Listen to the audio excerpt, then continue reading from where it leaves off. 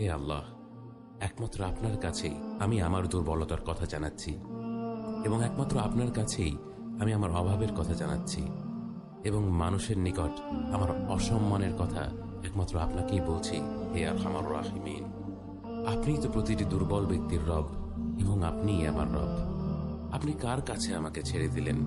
এমন অচেনা মানুষদের কাছে যারা আমার ক্ষতি করতে চায়, নাকি এমন শত্রুর কাছে যাকে আপনি আমার চেয়ে অধিক শক্তি দিয়েছেন?